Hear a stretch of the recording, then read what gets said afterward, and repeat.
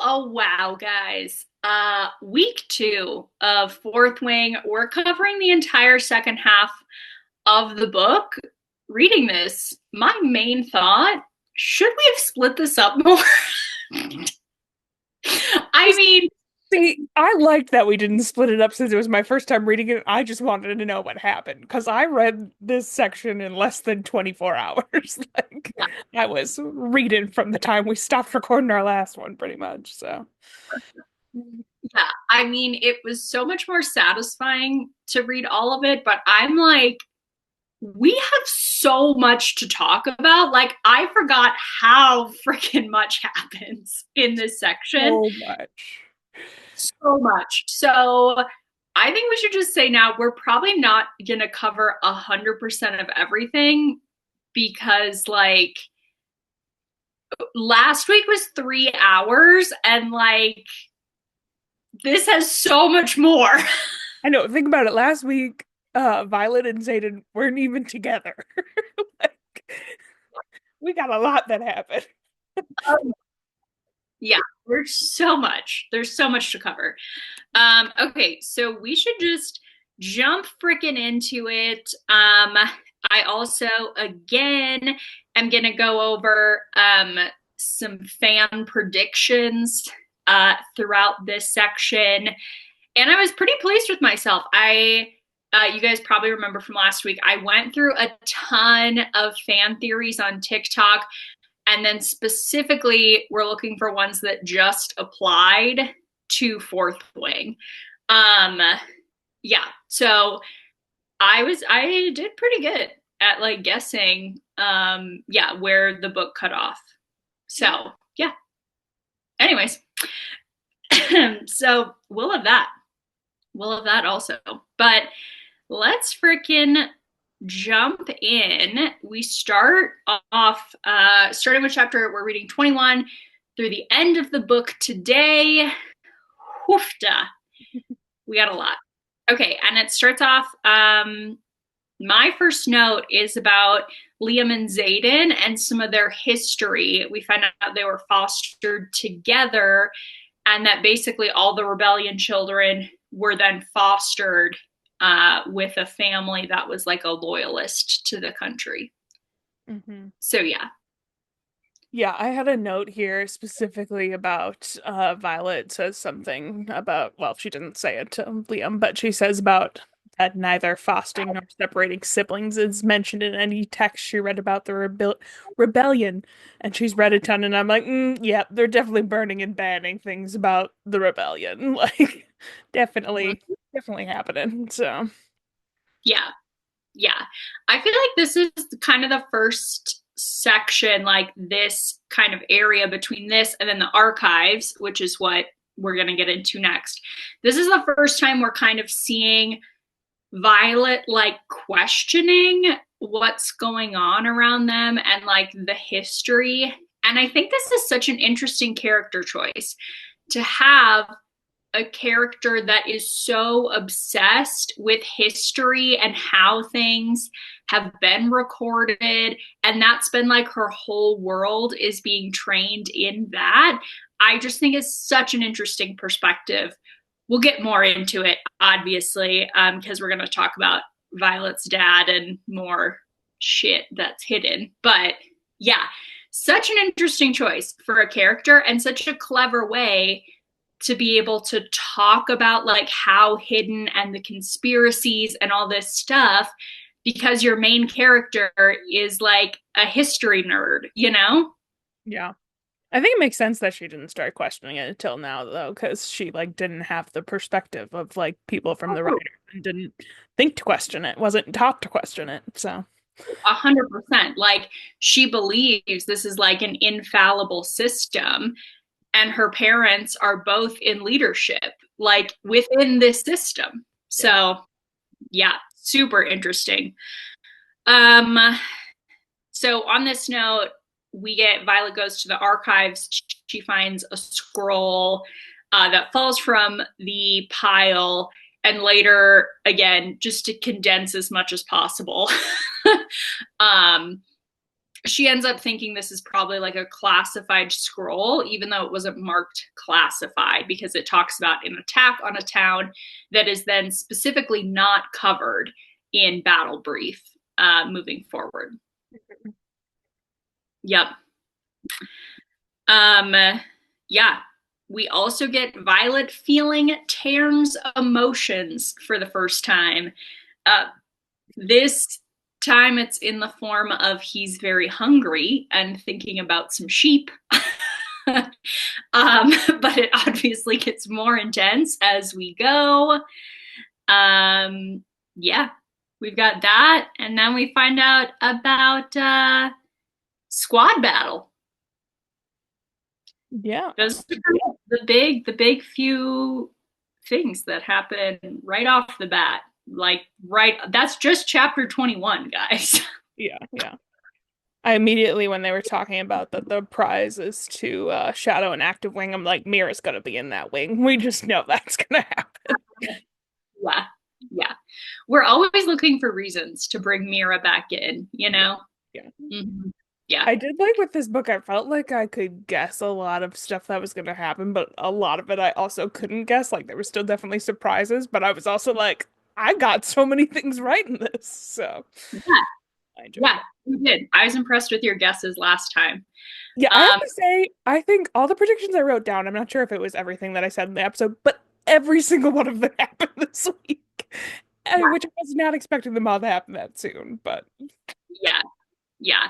I know. I think like it's hard to understand the pacing of Fourth Wing because like all the things you think are gonna be like wrapped up throughout the series. They wrap up in the first book, but then it ends on such a twist yeah. that like the second book is totally different, which again, when I talk about like I don't really know what to expect with book 3 because I was thinking again and I will just say book 2 is a similar structure. Like so much happens, so fast paced. We end on a note that you're like this changes a lot again. So, and I was thinking then they're wrapping it all up in book 3. And now I'm like, they're Just changing. Yes, like 5 books. kidding. I can't get over it. They're so intense. I'm like, how do you have 5 of these? Like, Yeah. I I'm don't excited to read the next one, but I'm also like worried because I have not been like at the height of a bandwagon with a book series since the Hunger Games, probably. Like there has not been a time where I've been like reading a book the day it comes out, like, and then waiting for the next one for years. And I'm like, oh, I don't know if I'll have the patience for this, but yeah. Yeah, it's gonna be rough. It was so fun for me though. I was like surprised how much fun I had. And I just had gotten into fantasy last year for the first time and then was able to time it. I got to read the new Crescent City book as that came out. And then I got to read the new Fourth Wing book as that came out. The Crescent City new book, that was just insane. I just basically took a month off work and just read to get caught up. So, um, but yeah, it was so fun to be part of the fandom, even though now I'm with all the fandom being like, when is the next book coming? yeah, I feel like I'll Yeah, be really into it with the release of Onyx Storm. It's waiting for the next release that I'm like, oh God, I've waited so yeah. Or long. the next 3. That's what gets Yeah, me. Like, exactly. Exactly. oh Yeah. yeah. Anyways, yeah. Okay, I'm trying to think like what's the most necessary stuff. I literally have like pages and pages of notes, guys, and I tried to be concise. Like I have pages of notes just on what happens before even we talk about fan theories. But yeah, I think the big thing, so we get Jack confronts Violet on the mat. He's going to fight her. Liam defends her, which is great. Her and Xaden get into a little tiff, moving right along. Um, the big note is we get another intense wave of Taryn's emotions, which is he's lusting after his lady, and Violet is going crazy. Just a little bit. Yeah. Mm-hmm. Uh, yeah. Amy, what do you want to add from either before that or like jump in before I just start summarizing away? I really don't have a lot. I have like a lot of little notes, but it was me just trying to figure out like what's going on kind of thing. Not really significant things going on. Yeah, I really don't have a lot. You can keep going. Yeah. All right. Just jump in when you have something you wanna Yeah. chat about. Um, so basically, Violet like flees her dorm because she's so overwhelmed by how horny Taryn is. And she ends up going outside and finds Zayden, who is like, yeah, get used to it, blah, blah, blah, whatever. But then Zayden teaches her some about shielding, which Violet picks up pretty quickly. Important to note, it's also like raining and kind of storming at this time. And then they end up kissing. Ba, ba, ba. But Zayden's like, go home. It's just Taryn's emotions. These aren't your feelings. And he's real emo about it. And it's raining. So, what a freaking emo scene that's going to be when the show comes out. Yeah.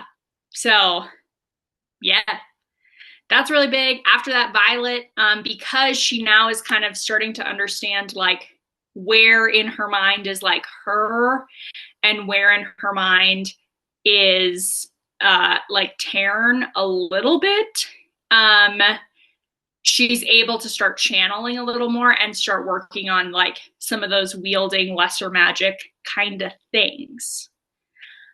I do want to talk for a hot second um, about the amount of fantasy books. And I'm curious, Amy, if you feel like this just happens to be every romantasy fantasy book I've read has this thing in it, or if you also have noticed this, there's like so often this like trope about like understanding the doors in your mind for your mental connection with someone else and like knowing how to like lock down that part of your mind or how to like channel into someone else's mind. Like it's such a thing. It's Yeah. such a thing.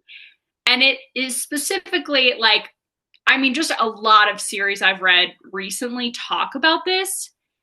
And I think that's so interesting and weird. Like, what a niche thing. Yeah. Have It's you also weird because noticed it's that? like become like a thing that people just accept as like fact because all of these authors are doing it in their books. And I don't know, it always just makes me think of some like weird therapy technique. I'm like, this is something a therapist would tell you to like picture this in your mind and shut it down. I Yeah. don't know.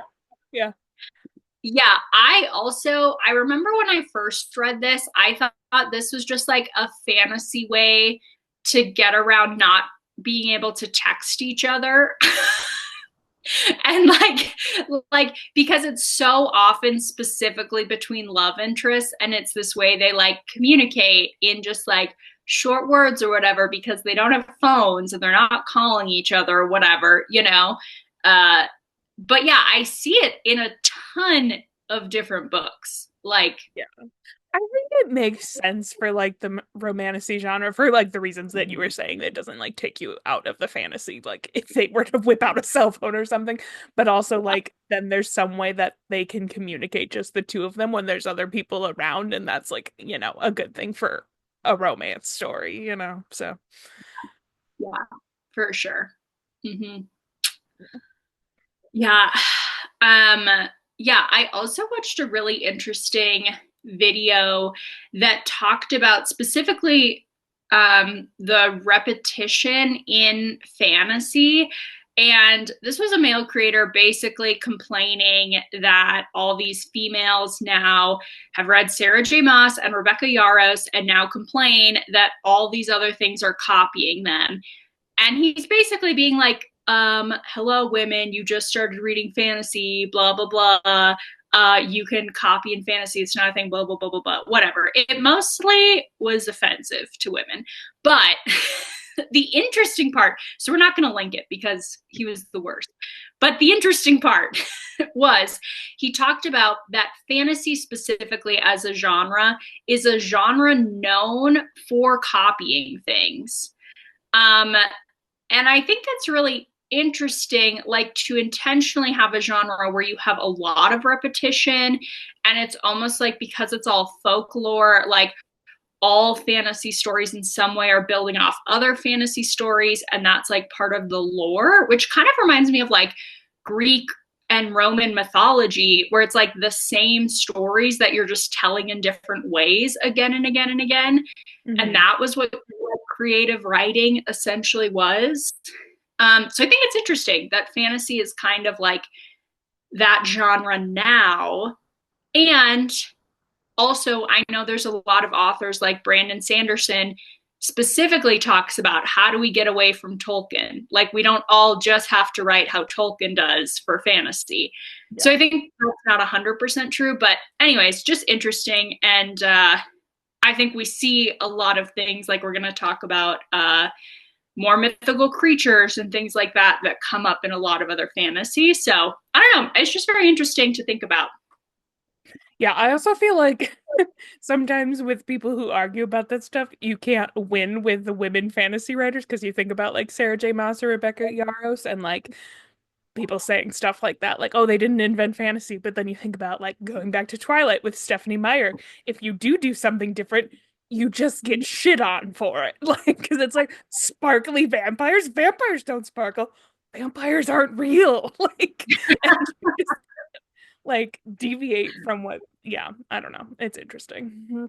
Yeah, yeah, 100%. And I think that's more interesting when we could talk about how people deviate from traditional ones. Me and Amy actually debated, do after we wrap up the Twilight series, do we just intentionally read books that are weird vampire interpretations? Anyways, undecided still, but here we are. Anyways, let's get back to Fourth Wing now that I've taken us on a nice little fantasy tour. Tangent, whatever. Okay. Um, we find out our girl Rhiannon's Signet is summoning, so that's pretty cool. Um, yeah. Then our next big thing is Violet then confronts Dane. This is a pretty intense scene. Tell me your thoughts. Where are you at on the Dane love slash hate at this I point? got real mad at Dan here. My note on this is I'm sorry, but he seems more pissed off about Violet not telling him about it than he does about the fact that Amber and six others tried to murder Violet. He seems more pissed off about her not telling that to him immediately than the fact it happened. And that's not great. That's just not a good look. So, yeah, No. I'm not Violet's liking response, yeah, Violet's response, so good. it. So um yeah, Violet like comes at him and is like, I'm a rider. The freaking most powerful dragon on the continent picked me. And a second dragon picked me. Like, what is it gonna take, Dane, for you to like change your mind that I'm supposed to be here? I'm supposed to be a rider. Mm-hmm. So good. And I feel like it's Violet accepting more and more that she is a rider? Yeah. I also had a Oh, note where Dane is talking about like, oh, you have every reason to hate Xaden and stuff, and she says she knows that and that his father put an arrow in Brennan's chest according to battlefield reports. I highlighted that and I'm like, those were 100% falsified reports, weren't they? That did not happen. Like just the fact she stated that so plainly, I'm like, what really happened there? Which I'm still very curious about what really happened, but I yeah. have some answers, but not a lot. Yup. Yup. Ooh. Yeah. Yeah, we can say that it's Zayden's dad's fault. that Violet has not seen Brennan. I mean, technically, we don't even know that. You know more than I do. Like, we don't know what happened. Like, Yeah, that's true. That's yeah, true. yeah. Yeah, we won't say more. I do feel like you can make some inferences based on what we know about where Brennan is at, but we won't jump into it because it's covered right away next week. We're gonna talk about it. Yeah. Um okay. So what else do we need to talk about? Mostly in this section we get a lot of Violet's really struggling that she doesn't have her signet yet, and she's slowly becoming one of the last people to get her signet. Um, and this is pretty frustrating. There's some conversations with Professor Carr about her siblings, and there's these super high expectations on Violet based on Brennan and Mira and her mom. Um, and then Taryn, obviously, being so powerful. So there's lots of angst around that. And then we get a mat battle with Jack Barlow, who I just have a note on here that he is never referred to as Jack in the whole book. Really? I'm pretty sure he is I always Jack Barlow. I found one. I just random page that I'm on says Jack. Oh, okay. Well, I think never whenever mind. they're first like referring to him, like introducing him back, like the scene has him and about him, and they talk about him. He's introduced as Jack Barlow, but Yeah, it's just more than any other character. Like they're not doing last names for everyone, but Jack Barlow, they are. Anyways, yeah, that fight pretty intense. Violet barely wins, but thankfully is well informed about the allergies of her fellow students. And yeah, that's basically how she wins against Jack, though the tension is obviously not done between them. I really thought So, she was gonna kill him in that battle. I thought that was gonna happen. yeah, not yet. Oh, frickin' Jack Barlow. Man. So many things. So many things. So few things to say. Okay. Let's see. We get a lot of training and sparring with Zayden. There's some intense scenes there, but again, we're trying to just move this right along. So I feel like the next thing to talk about is when we have Pancheck, Dane's dad, and Violet's mom all, or Pancheck, are all there, and specifically asking Violet about Andarna, her signet, having two dragons, things like that. And it's kind of a suspicious conversation. How are you feeling? Were you picking up any weird vibes? Is that just me reading it the second time through? What do you think? Um, I'm trying to find where this is to see if I have notes. What chapter is this in? This is in chapter 24. Okay. I took better notes on where Oh, everything this the time. only thing that I had a note about here, um, I definitely did have suspicions, and I think it was once again me reading through it, but I did highlight them talking about that the only reference that they can find in the archives about the power of feather tails is hundreds of years old, despite knowing that Violet's father did a bit of research on them, and it just had me questioning things. I'm like, did this have something to, or did what does my note say? Did someone do something? Oh, did someone do something with the research? And if it's somehow like tied to her father's death, because at this point we know nothing about her father's death.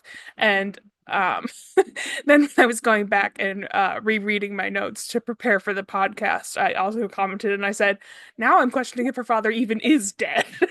So that's that's what's going through my mind. But yeah, no, this definitely seemed very suspicious, and I questioned all of their motives for sure. That was the only thing I had a specific note on though. But Yeah. Yeah, so suspicious, man. There are so many things. We're gonna talk some more once we're at the end, but there are so many things that I caught on my second reread I that even me going through and rereading my notes, I caught so much. Like it's kind of crazy. And I did start to also question, it's kind of the beginning of the next chapter when they announce what the mission is for them to like go find the thing that would be the most advantageous if they were like their enemy or whatever. And I'm like, there's Mhm. definitely an ulterior motive to this. I don't know exactly what it is, but like something going on. So yeah, Yeah. I'm definitely questioning all of like the leadership at this point for sure. So, Hmm. Yeah. Yeah.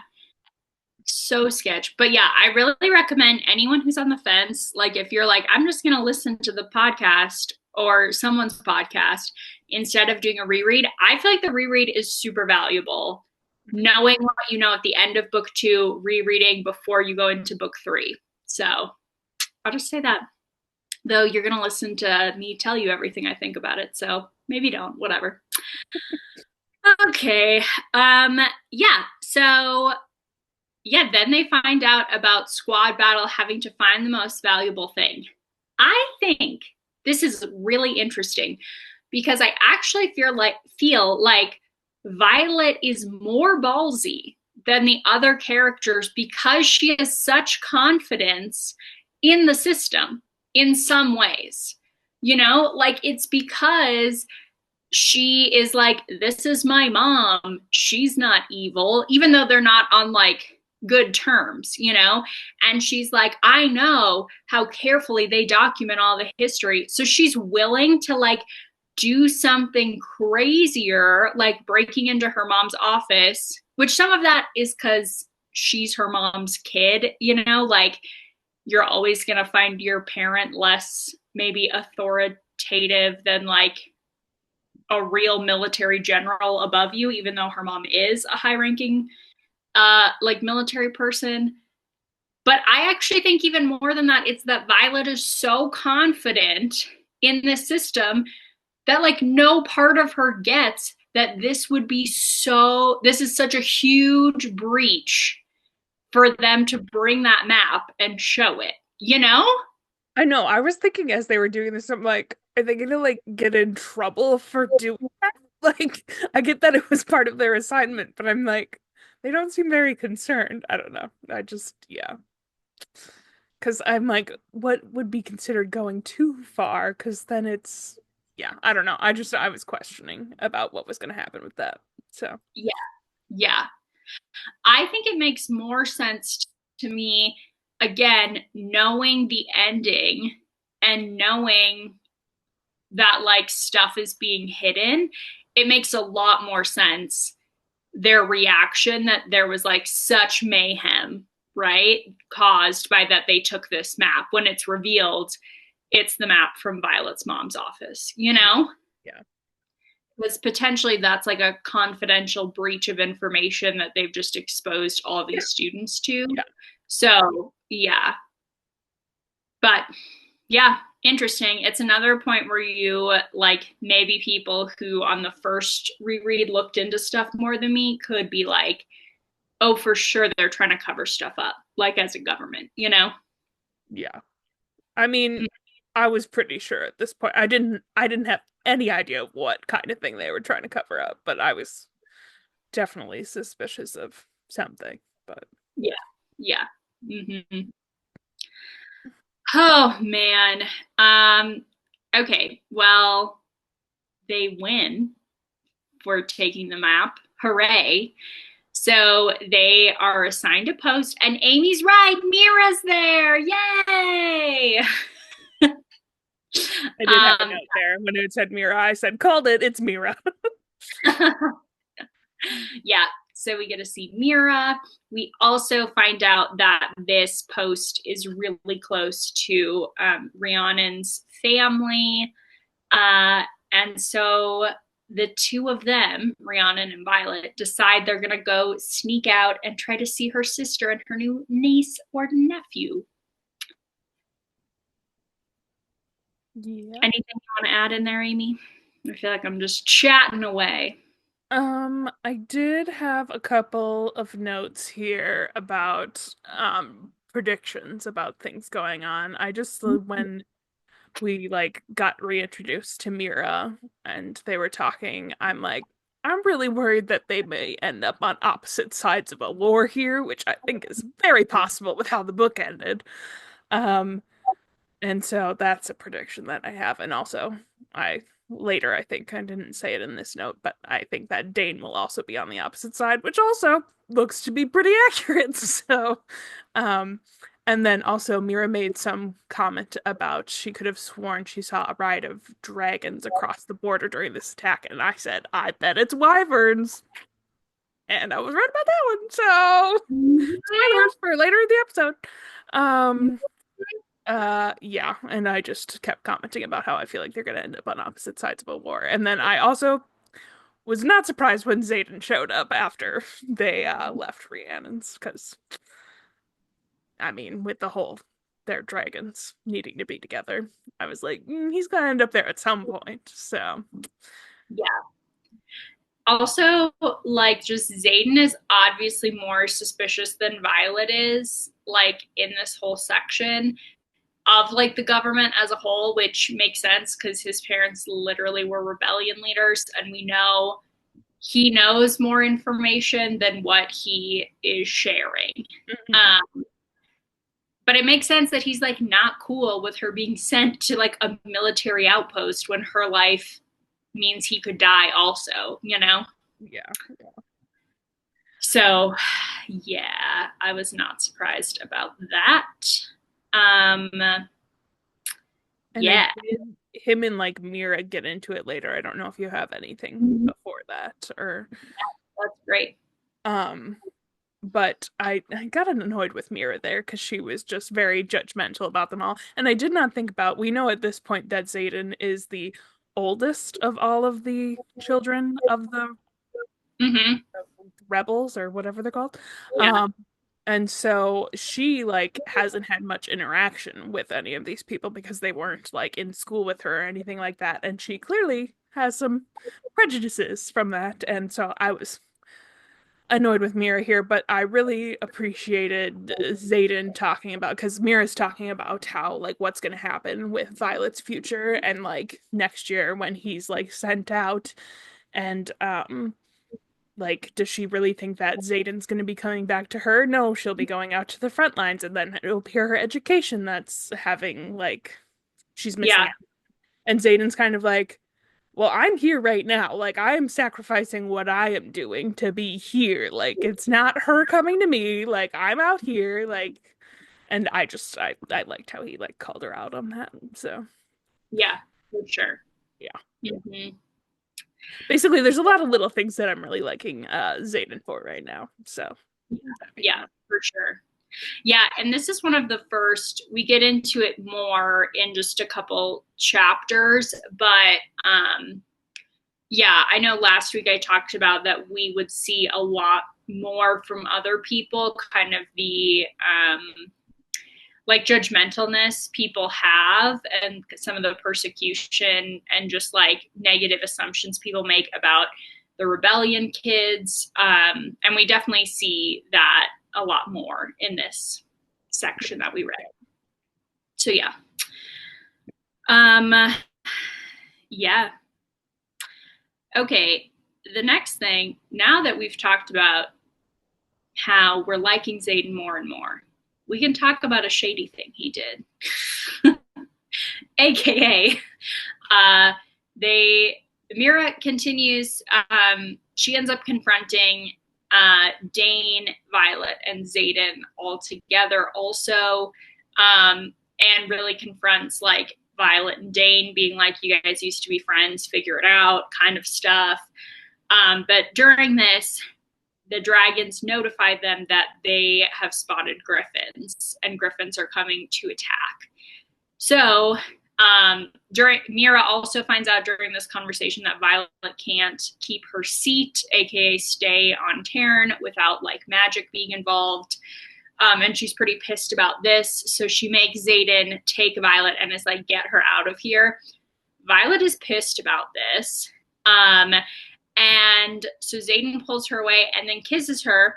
And it's obviously a manipulation just to stall until Taryn gets there and can like take her away. So that sucks, Xaden. Yeah, Ugh. I like wasn't super pissed. I didn't love it, but I wasn't like super pissed because I like also felt like he had real feelings, but it also was one of those things where it was like the height of all of this drama stuff going on and like not the ideal moment to do that kind of thing. And yeah, he obviously was stalling. I don't know. Yeah. Yeah, I didn't hate it as much as the whole like Twilight situation that we got into when they were like about to have a battle kind of thing. Obviously wasn't that bad, but yeah, still not yeah, great. yeah. No, for sure. I get that. And I do get like, yeah, I do agree that I think Xaden has real feelings, but at this point, he's not acknowledging or talking about any of them. So it's still, to me, still kind of shady. But Yeah, for sure. yeah. Um,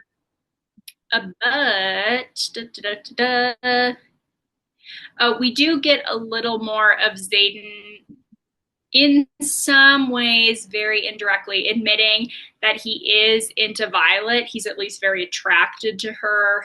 Um, and we kind of skipped over, but we get more information about them having voices in each other's head. And it's more officially confirmed that it's because of their dragon's connection. Um, and Violet is able to speak into Xaden's mind also. We skipped over Hmm. that a little bit. But yeah. Um, okay, they get back. We are able to find out that Mira lives. Um, we have a section where Violet is asking Xaden about some of his scars and as well as like his family and stuff like that while they're doing more training. He is pretty avoidant about it. And then we get into war games. I also had a note with his scars and things that I am, or maybe does he get, do they talk more about it later or do they talk about it fully here? They talk more about he tells her what the scars are about later. Okay, never mind. I won't talk about it then. Okay. Yeah. Yeah. Uh, yeah. Again, I had notes about it because I knew what the scars were. Yeah. Yeah. So, anyways, yeah, we find out about war games that it's going to be fourth wing versus first wing. And it's essentially a very intense, death ridden capture the flag. Not quite, but basically. Um, yeah. So we have that. And then Taryn and Xaden work together to design a saddle for Violet. I know this And this is is so what I, cute. yeah, so cute. So funny. And this is what I was talking about when I was kind of criticizing the person last week being like, Violet does have modifications made. And specifically meaning this, she's the only dragon rider in history to have a saddle. So, Mhm. yeah. I also love the way that Taryn is like no big deal about the saddle and is like, yeah, there's no rule saying that dragon can't modify their seat and like you've worked just as hard if not harder than everybody else. And I'm like, I just really like Taryn. Yeah. He's the best. It's Yes. so sweet. Oh, I saved a bunch of memes about Taryn and Darna that are about book 2 for you, Amy. So they'll be coming. All right. Oh man, it's a I also time. I Okay. may Um, have got more Fourth Wing stuff now on my social media and potentially got some spoilers, which I'm not going to say much about because I don't want confirmation from your reaction about them. One of them already yeah. happened. I figured out what Violet's power was, but that wasn't like a huge thing, you know. But and it happened pretty quickly after we stopped reading. Another one seems kind of big, but I'm not convinced that I saw it. correctly, so it might not, I don't know. And then one's character death that I think I know. Yeah, I'm pretty sure I know someone who dies, but I don't know Mm. for sure. So anyway, That you think happened in the next book or that happened in this one? next book. Okay. Yeah, yeah. I'm going to think if I even know. And I could be wrong, like the way that it was done. I don't know. Yeah. Like Yeah. once again, like when I saw these things, like I immediately scrolled away. So I have like maybe I saw it wrong and maybe I'm completely wrong about it kind of thing. So Right. Right. Yeah. Oh man, I want to know what they are, but you're right. It will be hard for me to stay neutral. yeah. So I'll let you know when we're all done reading the next book, but okay. Okay. Oh man. Okay. Um, well, let's jump in to War Games, the start of the War Games at least. And we'll talk about how conveniently who is in first wing? Jack Barlow? What? What are the odds? Crazy, crazy. Um, yeah, so this is where we get our big Jack Barlow confrontation. Specifically, this whole scene is crazy. There's so much tension. We have a moment where Jack leaps off his dragon on to, oh, I'm going to mess up his name. Day? oh Day? yeah, I'm not sure how it's pronounced. Yeah. Dragon, right? Dragon. Yeah. Um, and he stabs Liam in the side. Okay, but Violet uses her time freezing abilities to save Liam. Amazing. So cool. Intense for Andarna, but we'll get into that more. And then ah we have the big moment where Violet reveals her signet power and she's a lightning wielder, and Taryn is so proud of her and he yells, "Lightning wielder!"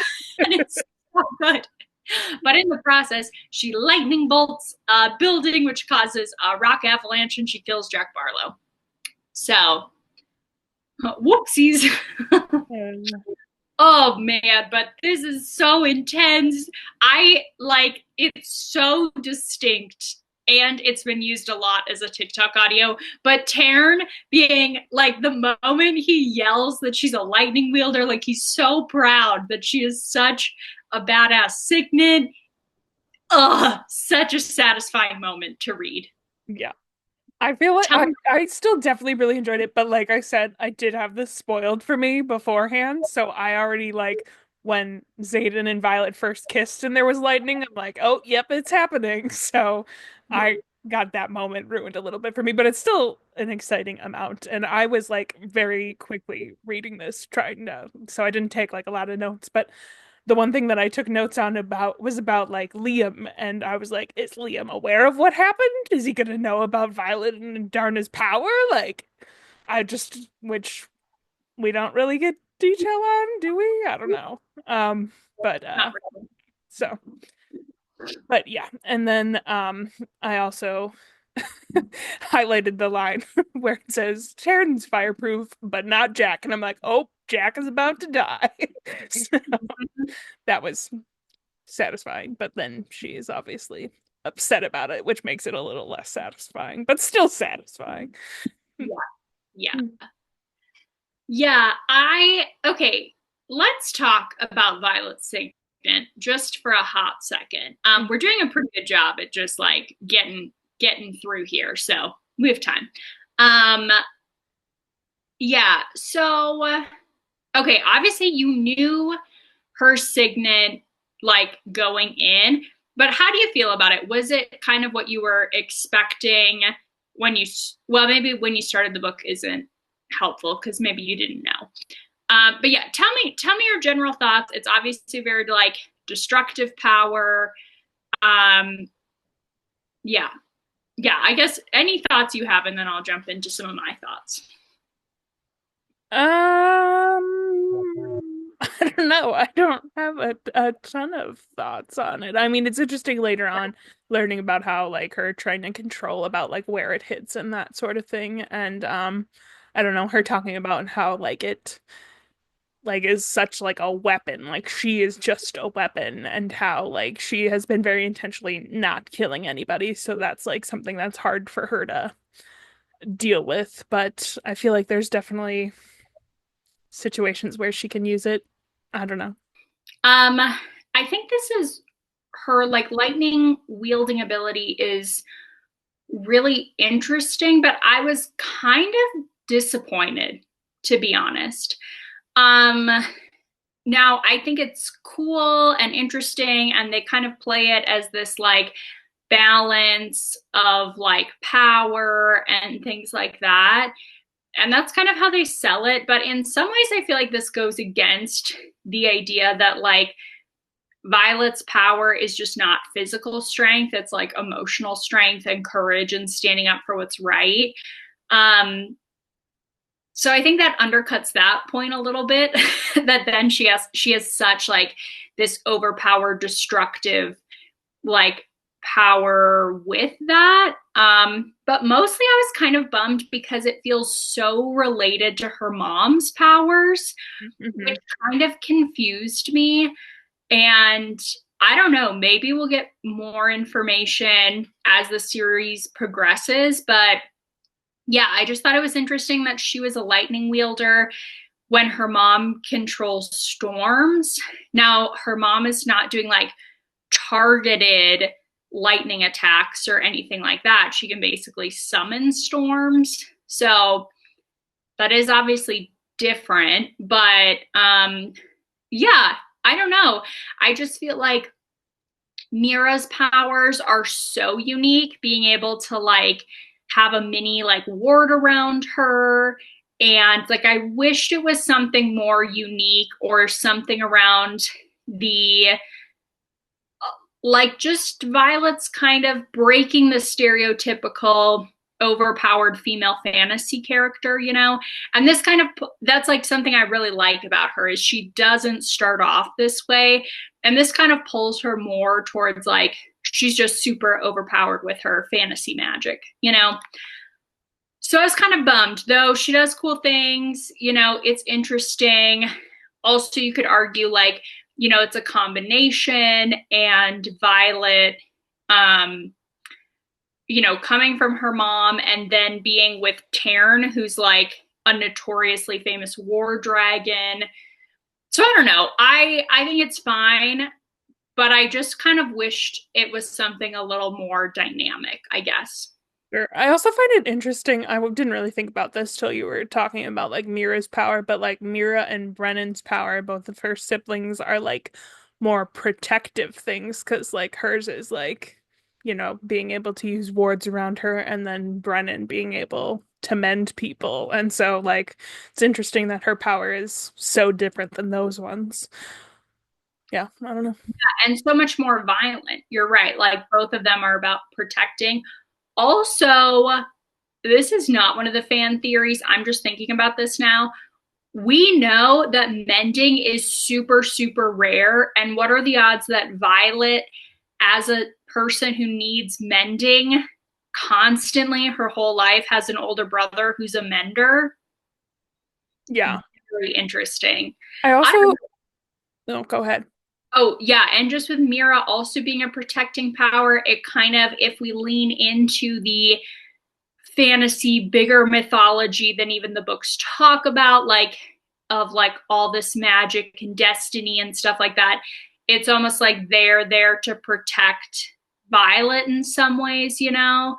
And that like we don't really hear as much about Brennan, but specifically we know that Mira is such a badass fighter and then has a protective power, like signet power. So then for Violet to be the opposite, maybe that's like the balance idea, you know? That's what I was about to say, was talking about the balance and about how both Brennan and Mira were like really like fierce competitors and that sort of thing. Not that Violet isn't, because she is in her own way, but not in the same way. And Not it makes traditionally. sense that theirs is more protective and that hers is more offensive than defensive. Yeah. Yeah. Yeah. So I don't know. I think it's pretty interesting, but mostly I just really like that Taryn's so proud of her is so Yeah, sweet. it is sweet.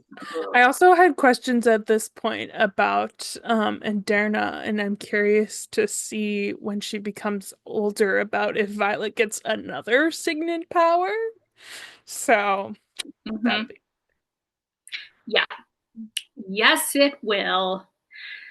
Um, yeah. So the war games end, or like this section of the war games end, and Violet is feeling guilty, um, both about she has to conceal now from all her friends that she used Indarna's power to stop time, which is weighing heavily on her, and with Jack.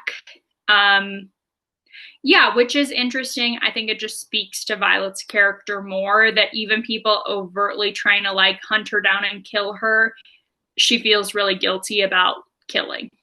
yeah. So, yeah. And I think it like supports the choices she makes later. So, yeah.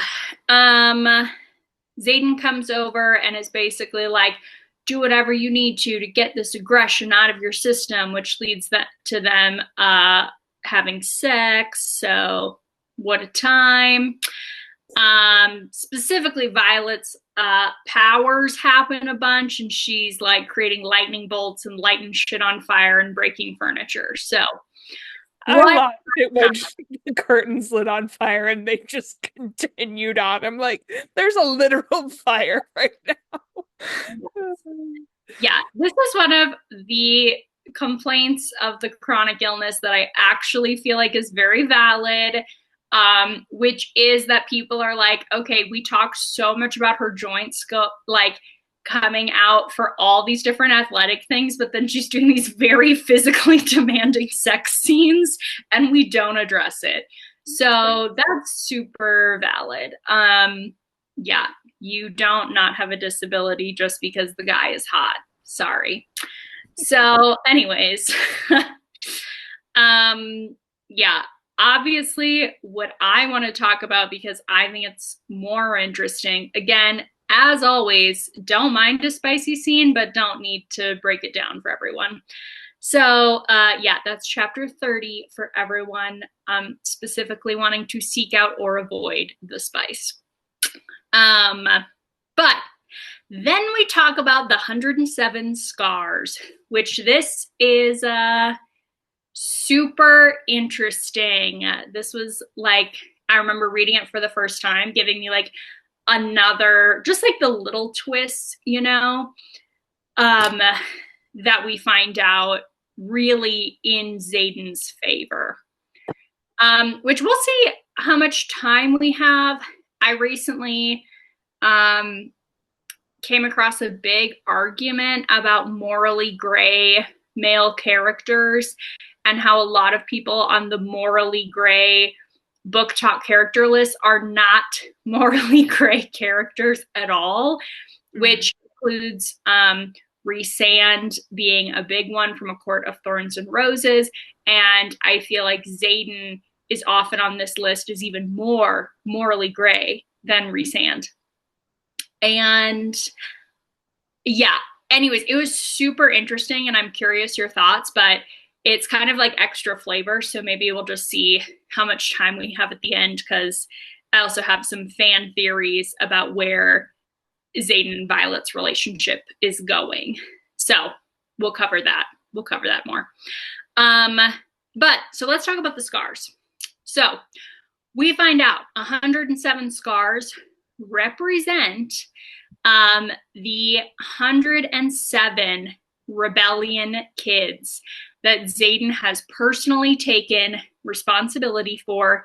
And if even one of them rebel, if even one of them go out of line, Xaden, his life is also, he's going to like forfeit. He will get murdered in addition to them. Hence why he is so motivated to keep everybody in line and successful within the bounds and rules at the school. Yeah. When reading this, first of all, tears, definitely tears.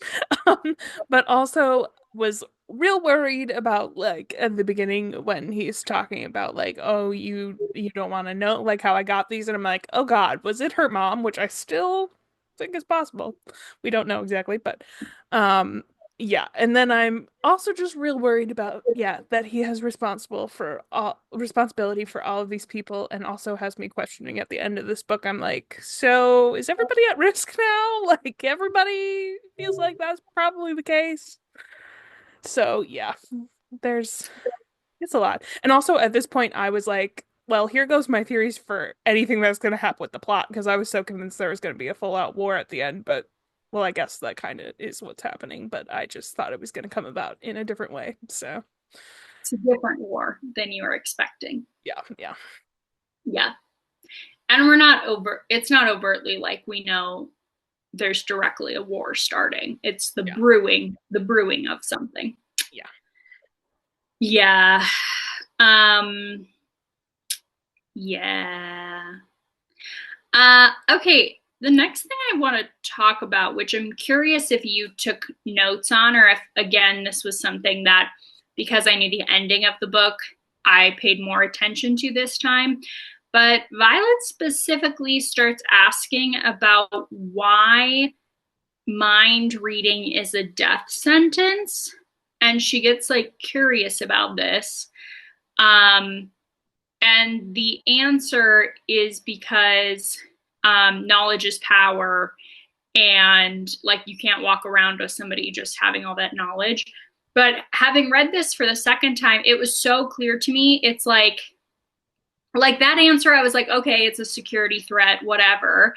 I can see that. Like all of a sudden, you can't control who has security clearance. And I totally was just like, okay, that's enough. This is a super harsh school, whatever.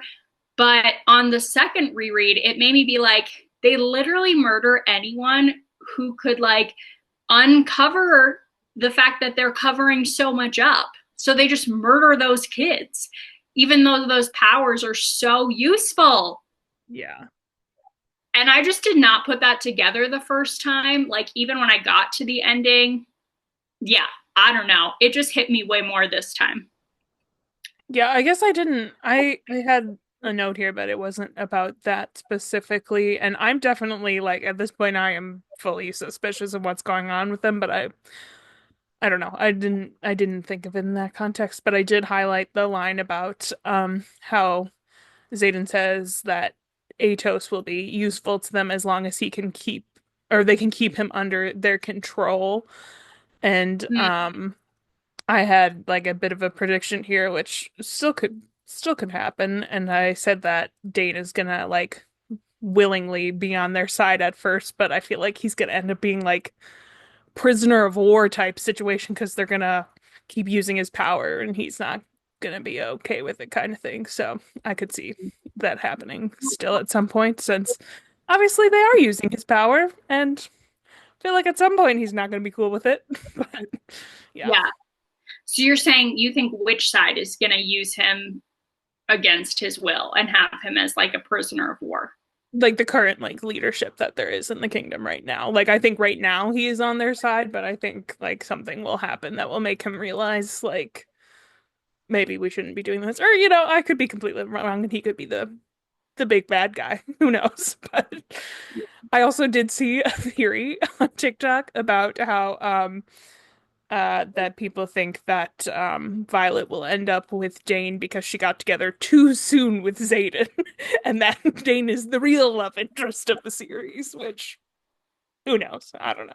People go crazy. Yeah, at the end, we're going to talk about all the love theories that people have.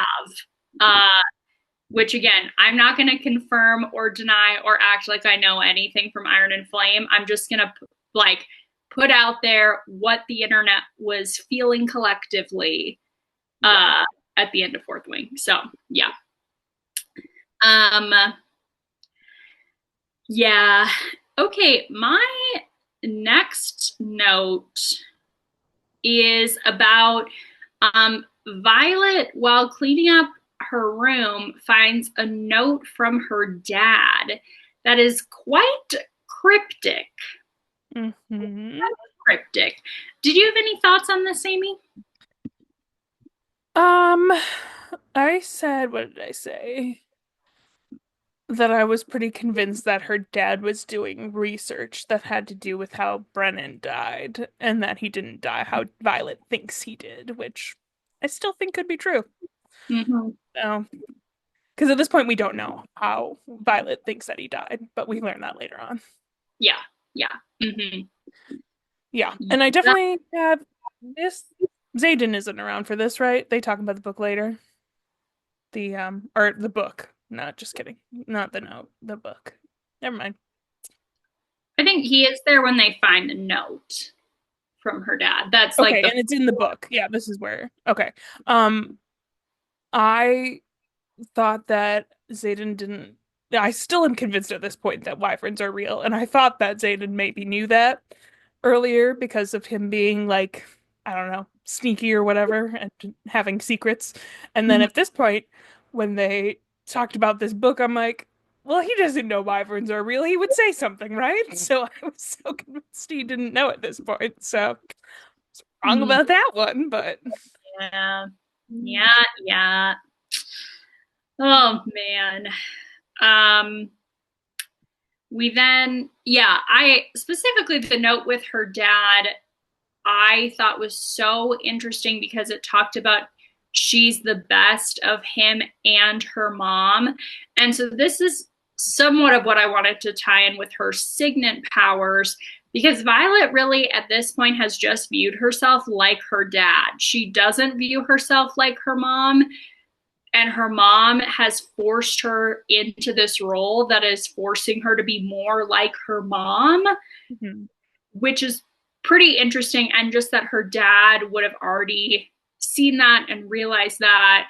And yeah, I don't know. I just think it's, yeah, very, very interesting. Some very cryptic stuff. I'm trying to remember if it's here or later. Oh, no, it's later when he's talking about a generation desperate. Like it takes one desperate generation to change history. That's later. Um, yeah. So we've got that. Violet then kind of makes a boundary and says, um, her and Xaden can't be together just like physically, like she needs an emotional connection. And like her heart has to be on the line, is kind of what she talks about. Um, yeah, so she kind of puts that boundary out there. And then we have reunification day, where we have the king comes. And here is really where we get a lot of judgment for the marked ones or the rebel kids. Yeah, so much judgment from upper leadership, so much judgment and suspicion. Not cute. Yeah, I I feel like I don't have a lot of notes on the leadership thing just because I feel like I've been so suspicious of them the whole time and I don't have like anything specific that stood out to me that they said, but maybe I missed something also. Hmm. But I did have notes about how much I like Liam here because he says that he specifically came with like Xaden didn't make him come and that he was there just to watch out for her, which I thought was nice. Mm-hmm. Um and then I had a note about Dane, which I am just like so annoyed I didn't read more into this the whole time. Because it talks about that his touch is gentle when he cups my cheek. And I just said, this is such an intimate gesture. And I was thinking this about like earlier in the book about like when he touches her, when I'm like, it's just kind of like, it seems very intimate for like friends to do. Like, I don't know, to just like cup each other's faces or whatever. And I had made notes about it previously, but didn't talk about it at all. And now looking back, I'm like, why did I trust that he had to specifically touch your temples? Why did I just trust when he said that? Like, I shouldn't, because I literally had notes in the beginning that I'm like, I wonder if he can read her mind right now. But then he said specifically the temple thing, and I'm like, oh, I guess not. And I'm like, oh, Yeah, I had so many notes. It references him like grasping her face so many Yeah. times in the first section. Yeah, it So many does. Because times. I just noticed that it kept saying that, and I'm like, that just seems so intimate. And I'm so mad that I didn't like catch on to that was what was happening. Like, Yeah. but So I that's think I really didn't think that was happening after the whole like Amber Mavis thing and him like going to reach for her temples kind of thing. Because like I was like, oh, so he hasn't done it then. Like, because the way that he was going about it then, I just was like, oh.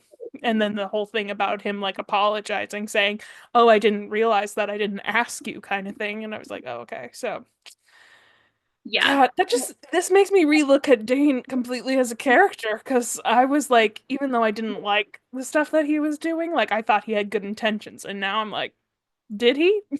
So, I don't Yeah. know. Well, yeah, so this is what I was kind of talking about last week and trying to allude to, but then ended up deciding not to say anything. I did not remember it was more overtly revealed. I thought we were still kind of left guessing until almost the end when stuff goes down with Dane's dad. Um, but yeah, so I'm glad I didn't say anything. But um, yeah, and that he doesn't realize he didn't ask her because he's been doing it without asking so many times. It's the habit. And I think he specifically reaches for her temple, and maybe he's reaching for her temple, but maybe she just assumes in that moment he's reaching for her temple and he's reaching for her face. Maybe he's reaching for her temple because this would be an acceptable moment and everyone thinks it's like touching her temple. Yeah. So this is what I wanted to go into more to talk about, like, basically the idea that it was suspicious to me that Dane told her, being such a rule follower, his classified signet Yeah. right away. And so then realizing he didn't. He told her the non-classified or like accepted cover story, basically.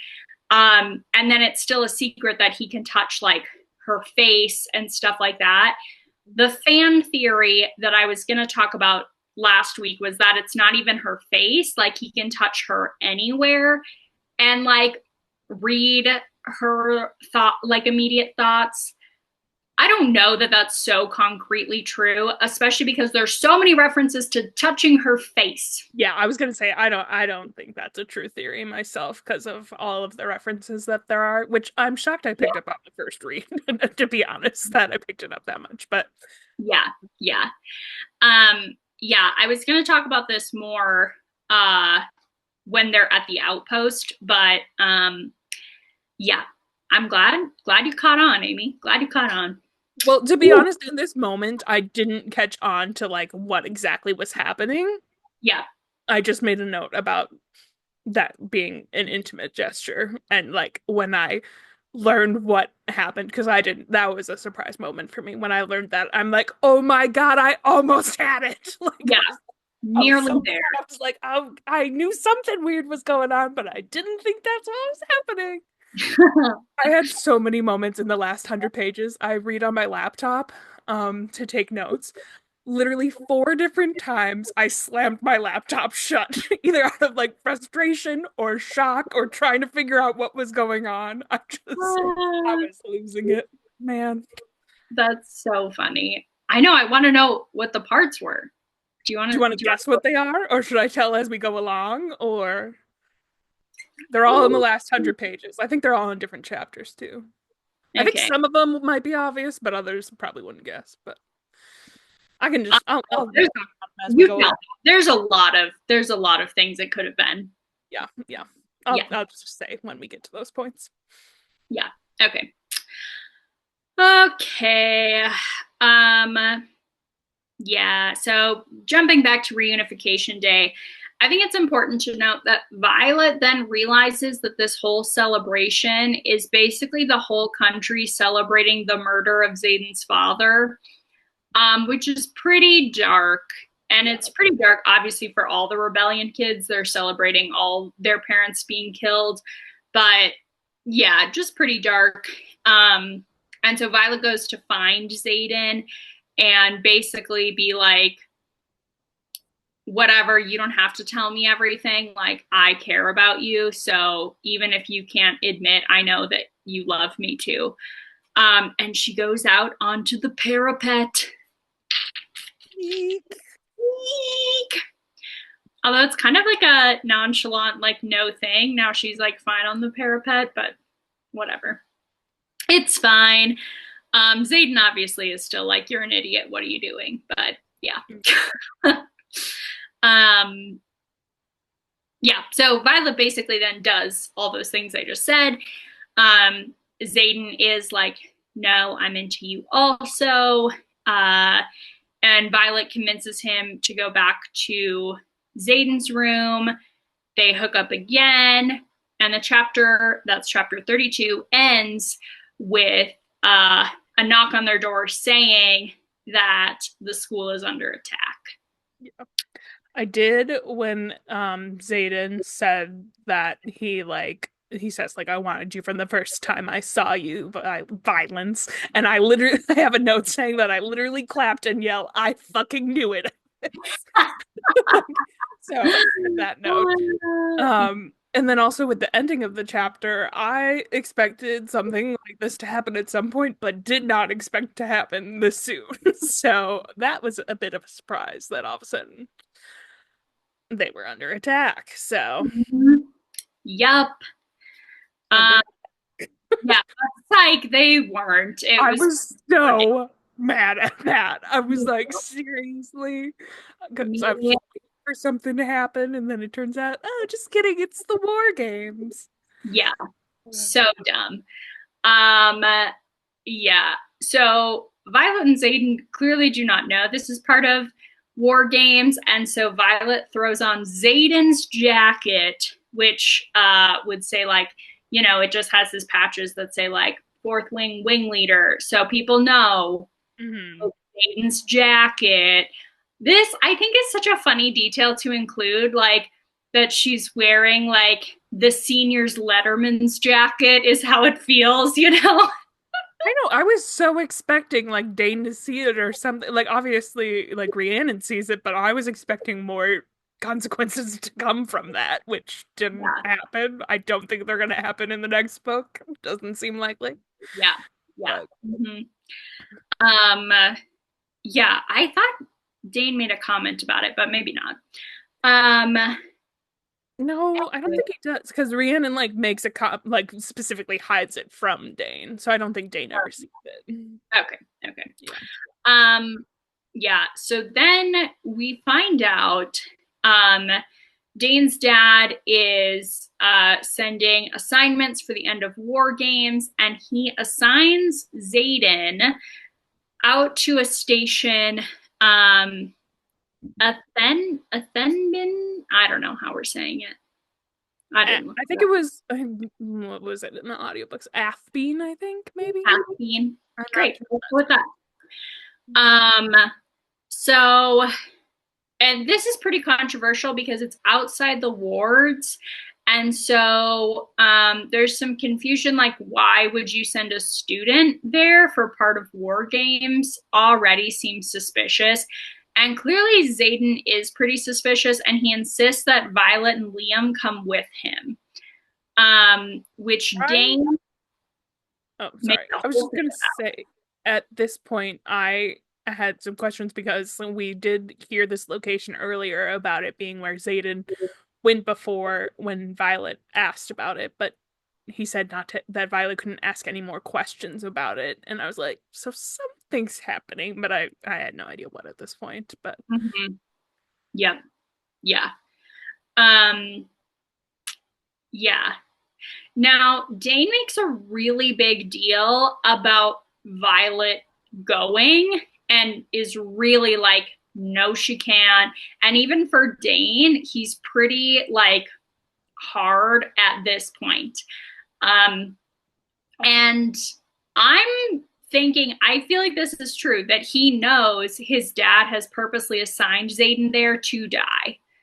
Um, yeah. this towards the end of did the interaction with Dane is the first time I slammed my laptop shut because I was so mad at Dane when he said, "Don't go, Violet, please. He's gonna get you killed." And I'm like, "Why? No!" Like, I was like, which looking at this in hindsight, he still wasn't the one who was gonna get her killed, but it's kind of Dane's fault. Um, but it makes more sense why he was saying that. But I was so pissed at Dane because I'm like, he is not, she's not safer with you. Like, you're crazy. Like, so I Yeah. was just pissed off at Dane in this moment. But No, for sure. For sure. I think if we ignore everything we know that happens, even like just objectively, Zayden is a more like defensive person and has a stronger dragon and signets and all of that. So it is like yeah, dumb of Dane to be like, you're not safe with him. Now, knowing what we know obviously changes the tone because I do think Dane knows that his dad is setting up Zayden to be like unofficially executed in this moment. And he thinks Violet is accepting, like, is going to also be killed, basically. yeah. I'm really curious, like, how much Dane knows about what's going on with all of that. But I did like rereading like my notes on this and stuff, I was really mad because like this is the moment where Dane figures out that like Violet and Xaden are together and he kind of lets her go like once he figures that out. And I'm like, really? You were like so concerned about her and now that you know that she's with Xaden, you're like, okay, yeah, go die. Like Yeah. I, yeah. Oh man, it's bad. Yeah. No, it's literally, he's pretty petty in this moment, no matter how you look at it, because he basically is like, if you're willing to choose a traitor, then like you can deserve to die with the traitors. Yeah. You know, like, yeah, it's not good. It's not good. I really, really hope that in this series Dane has a redemption arc because I feel like he could be a good character. He just is being real stupid. Like, It's so interesting because both Dane and Violet go in with such a, you could call it naive, but also just like they have so much faith in their country, in the leadership, in the military, so much faith in the Riders Quadrant. They spent their whole lives, their parents have dedicated their whole lives. Like they have been entrenched in this their whole lives. And I feel like Violet, again, maybe why Taryn chooses her, is she's able to like look at reasoning better and look at the facts and come to independent conclusions better. And I actually think that's because of her scribe training that she's able to do that versus the writer's quadrant is so focused on like, don't think about stuff, just survive. And like Dane's been given all the same rules, all the same kind of like dogma and beliefs as Violet, but Violet's been trained to think critically and Dane has been trained to fight, you yeah, know? So I think this is like beyond even just their personalities, like a sign that like if Violet hadn't, like if she had found out earlier in life and started training as a rider earlier, would she have been able to like think so critically and figure this stuff out? Like, or would she just be like Dane, you know? yeah. I really, really like Violet's like scribe background and at the beginning of the book, like I wasn't sure about it because like I don't know, I already talked about last week about like main characters being like readers and how that doesn't fit with a lot of people, but it obviously does with Violet. And like with the scribe thing, I think I made a note last week. I'm not sure if I actually said it on the podcast, but I was like, I hope that like as this continues on, like obviously she's going to become a writer and that's going to be her main focus, but that like it isn't just like, filler that she was a scribe. Like I hope that stays relevant somehow. And I think it does a good job of like showing how that background really affects her character, and I imagine that continues. So I like that. Yeah. Yeah, for sure. So they head out towards this specific base, and on the way they stop and end up having a confrontation with some griffins. Bum, bum, bum. They come up specifically while Xaden and Violet are kissing. So cute. Mhm. What a I did time. have a note here. Now that I've read it all, it just made me so sad because I had a note here about before the Griffin Rider comes in or Flyer, I had a note about how like one thing that I really like about ACOTAR was like the found family aspect. And I was like thinking about how that was kind of missing from this book earlier on, and now I feel like it's kind of more there with all of the people who are like on this, and it's like Xaden's found family kind of thing. And then as we get into the next chapters, I'm like, oh no, like, it's so bad. But Yeah. yeah, I literally made a note of it here, and then I have more notes about it later as things get a little crazy. But I do oh think it's really interesting to point out, though, that there is found family. It's just not Violet. It's like Xaden has found family, yeah, and yeah. Violet just kind of gets brought in Mhm. via Xaden, which is interesting. You don't see that in a lot of stories. So, yeah, I mean, it's kind of what is an ACOTAR too. So yeah, I guess she just gets brought into his found family. That's true. yeah. All right. Well, there we go. Um, I feel like right now, and I don't know what the rest of it looks like, but right now, like she doesn't have much relationships with that rest of the family other than like Liam. So yeah, yeah. So sad. Okay, before we get into that though, we find out that Xaden has been aiding the Griffin Riders. yeah, this is laptop slam number 2, by the way, wherein he says you're fucking early and my heart stops because I just slammed my laptop and was trying to figure out what happened. Like I'm like, what is going on? So Yeah, so we find out that Xaden has been sneaking out along with a fair amount of the other marked ones and are bringing weapons to the flyers and basically aiding them, which Violet really loses it at, and then starts to come around as she finds out it's not to aid them in the war against her people. It's that there are Venin. The Venin are freaking real.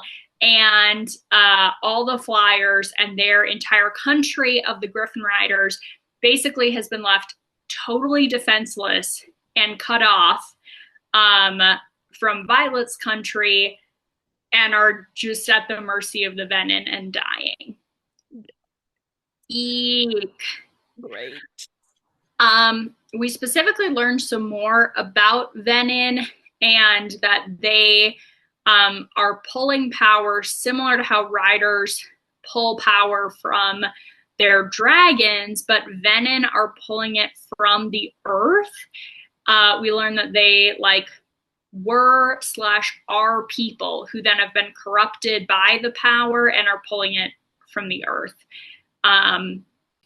Okay, do you is there anything you specifically noticed here or maybe in the battle later with the venom and pulling power?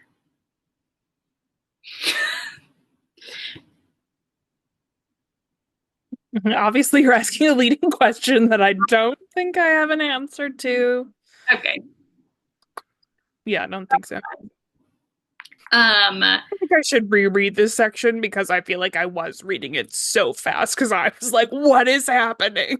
Like, yeah, we can talk about it more when we see the venom actually fighting. We see it later on. Basically, I'll just say I'm referring to that then when they are pulling the power, we see the color leave everything and then and things die as they're pulling power specifically. completely missed that. Okay, great, great. It might be more subtle and maybe it's more obvious to me because that obviously comes up in the next book more. I also, like I said, like of the whole book, this was for sure the part that I was reading the fastest, and I did go back and like reread some bits, but I was still reading fast because I was like, what is gonna happen? So yeah. Yeah, yeah. Um, Okay. I think since it didn't stand out to, there's like more things to say about that, but we'll chat maybe more about it in the next book, just in case that, yeah, there's more details from the next book that I don't want to go into more. Um, but yeah. Okay, I have Um, a question here. No, I think I know the answer to this. We don't know what powers the wards, right? Because it says that that's what the venom is after, which is what they get a hold of, and it's not revealed at the end of the book what it actually is, right? right, Okay. right. We don't know like overtly what it is. Yeah, okay. Mm-hmm. Yeah, or like how it was made or anything like that. So Yeah. yeah. Yeah. Mm-hmm. Yeah, because we have a lot of conversations about when the ward was made or the wards generally, but that's like it. Yeah. They don't talk about like the history or anything. Um, yeah, so there's that. Um, we do find out, I feel like in some ways we have put this together, but that the rebellion was actually around this. Like Xaden is continuing the rebellion actually because his father, the rebellion was around the conflict that their country was doing nothing to help these other people that the Venin were attacking. So Xaden is actually continuing his father's legacy, and that's what the rebellion was. It wasn't going against the country. It was saying, as a country, we need to help out this other country being attacked. We can't just put all our resources into safeguarding ourselves. Yeah. So, And a huge twist, the rebels are the heroes. What? Who saw that coming? surprise, surprise. Yup. Um, yeah. Okay. Here is where we have the note about Violet's father talking about that it only takes one desperate generation to change history and erase it. And I think they put this together my first read through, but it just hit me way harder on this one. Like, he's talking about their generation. Like, he's talking about Violet's parents and the idea that they are the ones who were so desperate. So they erased part of history out of like their desperation to keep themselves safe. Yeah. And I don't know why that just hit me so much deeper on this read through. Hmm. So, yeah. Yeah. Oh man. Um okay, Violet does decide that she's gonna like Xaden persuades her enough to continue to the outpost, even though she's still kind of upset at this point, but also like she's just gained a lot of new information. Yeah, so they continue to the outpost, but when they get there, it is empty. It has been abandoned and no one is there. And Xaden starts to lose it and ask Violet if Dane has touched her face before they left.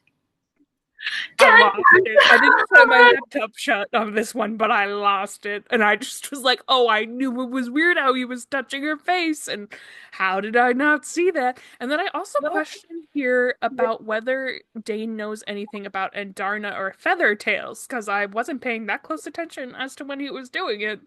Or if that was too like distant of a memory, because he said he could only read recent memories, but that also could have been a lie. So who knows? Yeah. Yeah, I didn't note that as much. I did note that so we can make some leaps without a lot. Some of it is more overt in the book. But essentially, Dane touches Violet's face after she sees Xaden coming back late at night that one time.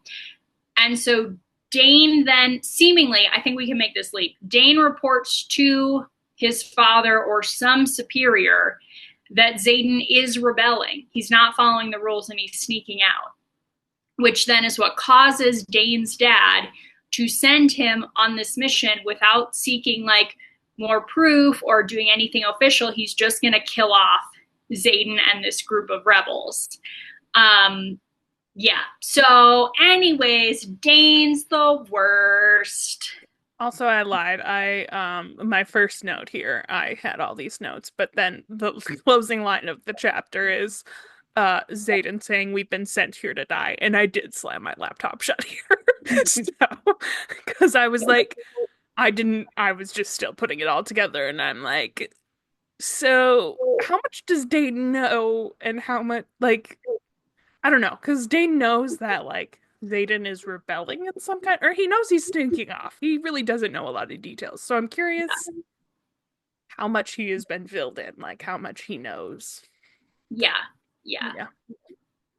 Yeah, I think it's kind of the idea with the general prejudice against like the rebellion kids that like they don't need a lot of proof. Like they're not even allowed to gather in groups of three, which I think he was only with three of them when they came back.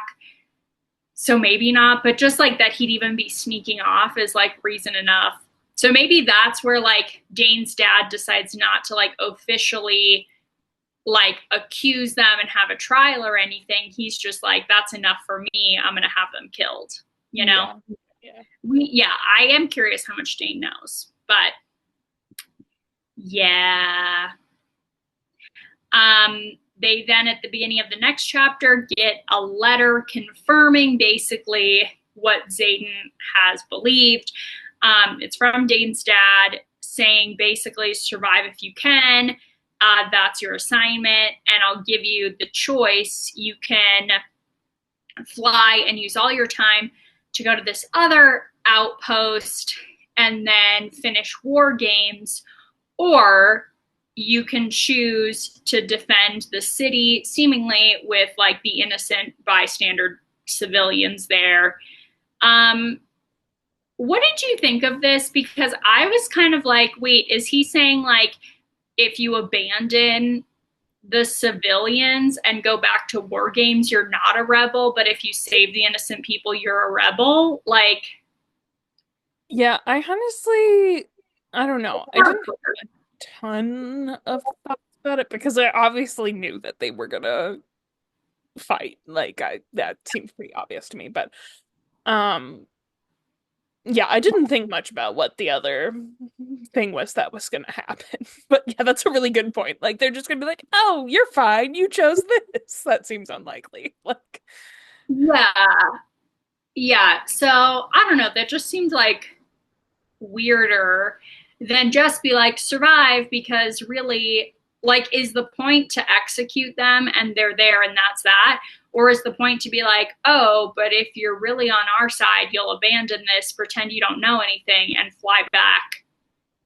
I to mean, the I think they'll probably kill him either way, right? Because they're either gonna try and kill him through this battle, or it's gonna be like, "Oh, you were rebelling and now you die because that was our agreement." So. yeah. I mean, yeah, it just seems weird. Like the choice, I don't get totally, but it's weird. It's weird either way. They're trying to kill Zayden. That's clear. I feel like maybe they did that so that like if like he did die out there, they'd be like, "Oh, well, we gave him a choice. Like he chose to do that, you know?" So it's just kind Right. of covering their own asses. So Right. Yeah. That's true. Yeah. Um okay, they decide to stay, I including Bud. also I did start crying again here because I was like, I was just saying about how they have found family, and now inevitably some of that family is gonna die. And then I had a note saying, I'll lose it if Liam dies. Oh, so bad. So bad. So sad. So sad. Yeah. Um okay. So they decide they're gonna fight, but they make Andarna leave because she's a baby. Um and then they start going at it and they discover the wyverns. Eek, and the venin, and there's going to be 4 venin, which is basically a death sentence. I don't know if we talked about that. Intense. I honestly, there's so much battle stuff here. I really was conflicted on how much notes to take, and some of it I just let it play out and tried to just cover the major plot points. So feel free to jump in, Amy, if you have anything you want to add, because there's just so much. There's so I much. am sure you have much more notes than I do because once again, this is where I read really fast, and I Yeah, just notes on things that is pretty much about Liam. Like those are pretty much most of the notes that I yeah, have. yeah, yeah. It's And so I intense. did note what um only two of their group end up dying, right? Yeah, Okay. Yeah. yeah. So I noted that. Hmm. Yeah, and both of their dragons are also Yeah. killed. Yeah. It's not just the people. Yeah. So yeah. Um, I before our first person dies, I think it's interesting. Taryn is the one ordering all the dragons, and kind of like he's like acting essentially as the head of the dragon military, which they've talked about previously, him being like a huge war dragon who's really strategic. But I just think that's really interesting that he's kind of the leader of the dragons, and then you have Xaden as the leader of the people, you know? Um, yeah. It does make me curious about if Violet will end up becoming the leader. I feel like inevitably it'll get there eventually, but don't Mm, know when. So, yeah. Yeah. Yeah. Interesting. Um, yeah. We also have Xaden finds an abandoned mine where he thinks they can bring kind of the townspeople to safety, and asks Violet to cover him, as well as I think Bodhi and Garrett in this section. Anyways, he asks Violet to cover them with her lightning powers, so they can start evacuating the people. So that I'm happened. I'm kind of laughing to myself right now because we're talking about how much happens right here, and this is just so the opposite of Twilight, where it's like nothing happens in the action sequences, and versus here it's like, oh my God, everything happens here. Like, Yeah. Yeah. Coming off reading like these books, Sarah J. Maas also is notorious for shoving a million things at the end of her books, particularly Crescent City, which are some of the more recent ones I have read, are insane how much is shoved into those last 200, 150 pages. Yeah, so Twilight just the pacing is so radically different. It's so different. Yeah. Yeah. Anyways, you can see where I personally need a little faster pace to stay engaged. Um yeah, it doesn't have to be this fast paced though. This book is insane. So, yeah. Um, okay, Violet is trying to use her lightning wielding throughout the battle with mixed success. She doesn't have a super great ability to aim or really know how to do that, but she can like send the lightning, and it's clearly having an effect and kind of freaking out the Venom a little bit, and they're like sending more people at her when they realize this power's from her, and like a lot is happening in here. In there, we do have our first death of this squad or in this battle, which is Soleil. Is that how we say her name? Soleil. Um, so her and her dragon are killed. Um, which did we have much on Soleil before they came out here? I don't remember that character. Not a ton. Okay. Mm-mm. Yeah, this is like some of our first major interactions with Okay. them, both her and her dragon. Um, yeah, we have lots of lightning. The battle, it's super intense just throughout this, but the next big thing is Liam and his dragon basically do a very risky maneuver to save Violet and Taryn, and Liam ends up falling off his dragon, lands on Taryn, and then his dragon is caught in a battle with one of the wyvern and ends up being killed, which then means you have this like so dramatic, so sad moment where like you know Liam is gonna die, and Liam knows he's gonna die, and so he like, oh, it's so sad, it's so Yeah, intense. I literally like when he like kills the wyvern, I made a note saying, "Damn, Liam is shaping up to be one of my favorite characters." And then a page later, I'm like, "Oh God, no!" It was so bad, so bad. It's so sad. And this is where the prediction that I had last week about someone who will die because their dragon died, I was not expecting it to happen in this book. Just wasn't like, and then I was like, oh no, it's gonna happen. Like, oh, so Yeah, sad. yeah. I know. I was like, don't say anything. It's too sad to remember. That was me last week when you said that. Yeah.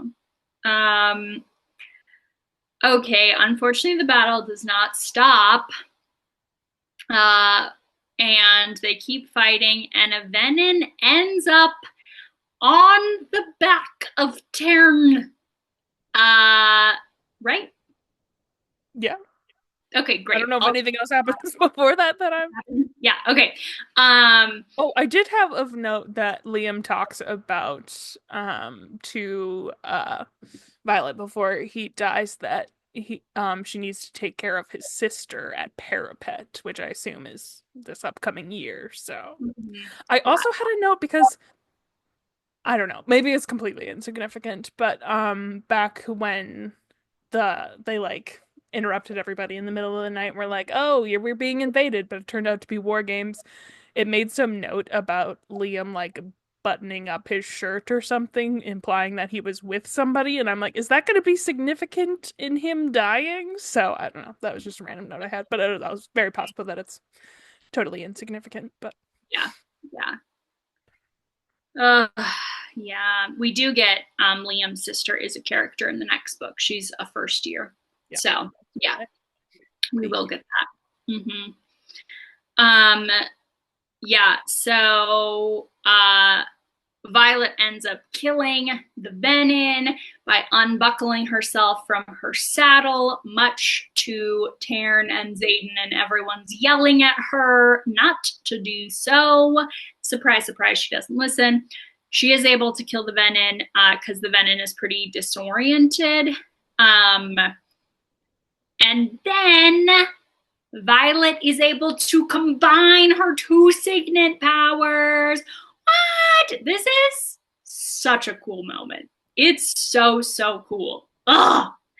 Um, yeah, so she basically slows down time enough that she's able to direct her lightning bolts. Oh, because we didn't talk about when she kills the venom, she specifically notices that a bunch of the wyvern fall out of the sky, and she realizes that if you kill the venom, it also anything its power is controlling will also die. So we learn it's a similar connection between venom and wyvern, wyvern, whatever, but it's like reversed. The power is coming from the venom instead of like for the riders where the power comes through the dragon.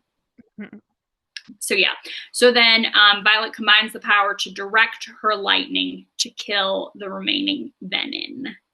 So epic. But then she starts to fall. It's super intense. But who comes to the rescue? And Darna, because she didn't listen to them and she was there. Good I, job. I both skipped so much and said so much. So, what do you want to add to this section? We're nearly to the end. Yeah, I honestly don't have a ton of notes. We did kind of skip over that after Liam dies, there are dozens and dozens of wyvern that appear, and when that happened, I was like, what the fuck? So literally that's what my note says. I was like, what is happening? And then I also had a note because don't even remember what happens. There's a roar of pain from Tarn. Is it? Oh, it's Oh, when the venom gets on them, right? Yeah. And I was like, my note, I highlighted that and I said, I'm so fucking mad right now. And then in all caps, I want to kill the wyverns myself. I was like losing it. So that, but otherwise I don't. Yeah, I just had notes about Violet being a badass and Um, It's so intense. Like, there's just no way we can describe these scenes and do justice. You have to read them because it's so intense and emotional and like adrenaline inducing. Yeah, it's intense. and then I don't even remember exactly what happens that is obviously significant with the venom attacking her with something with poison. Yeah. So we find out that Violet then is poisoned by the venom in the fight she had. Mhm. Um, they call it, yeah, being poisoned. Um, and she basically passes out Yeah. because it's like overwhelming her. Um, she is like half conscious, wakes up here to hear, or maybe this part is from Zayden's POV, where Zayden is pleading with her The only to, Zayden POV is the last chapter, but yeah, is pleading with her to live yeah. specific. Which I had I know well I like when I was like kind of convinced she was gonna die, but I'm like, she can't die. But who would save her and how kind of thing? And then the quote at the beginning of chapter 38 is talking about poisons and things, and I'm like, oh, so she's probably poisoned and they'll get her like an antidote or something. And then they're talking about bringing her to a mender, but it was, I don't know, a really long ways away from Nolan, so they can't bring her. So then they talk about bringing her to someone else, but they don't name the person. And I literally have a note here. And I'm like, what if Brennan isn't dead? And I'm like, I think it's really unlikely, but not impossible. And then I had another note and I'm like, maybe it is impossible, but I just can't think of who else they'd bring her to. And I was so excited that I realized that. So Yeah, yeah. Oh man. Yeah, so Violet, end of the book, Violet ends up waking up. She hears some voices she recognizes, and then who walks in but Brennan? And that's how the book freaking ends. I know, because okay, so she like it's talked about them bringing to a healer, which is where I was like, what if Brendan isn't dead? And then like a page later, I think it is where she like hears a familiar voice say Zayden, and I'm like, oh my God, is Brendan actually alive? Should I just guess that right? And then I was just freaking out the whole last. This is when I texted Callie and was like, I have so many thoughts, but I'm gonna save it all for the podcast because I was just I could not believe that this actually happened. I Yeah, just, and I was yeah, kind of hoping that if it was true, that it wasn't revealed to the next book because I feel like this is so much less impressive when I've already read the whole thing and know that it's him. But yeah, it's yeah. real excited in the moment. So Uh, yeah. There's so much I want to say here that I didn't realize it cuts off literally like it's Brennan, end of book. yeah.